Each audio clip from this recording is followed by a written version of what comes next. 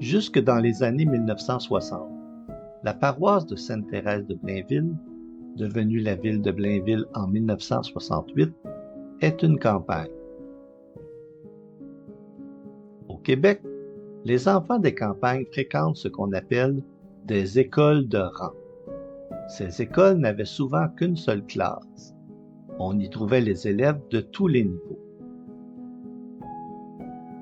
L'enseignant, qu'on appelait un maître ou une maîtresse, demeurait souvent à l'école. Il devait s'occuper de la chauffer et de l'entretenir. Les grands l'aidaient dans son travail. S'il n'y avait pas de maître ou de maîtresse, des religieux ou des religieuses enseignaient aux enfants. Les écoliers apprenaient le français, les mathématiques et d'autres matières comme la géographie.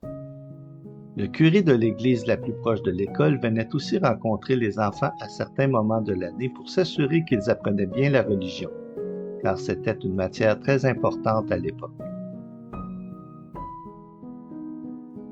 À Sainte-Thérèse de Blainville, il y avait plusieurs écoles de rang. Elles étaient situées sur la Grande Ligne et sur le chemin de la Côte-Saint-Louis.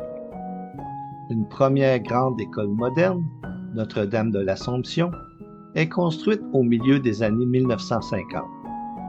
L'école Plateau Saint-Louis suit peu de temps après, en 1961.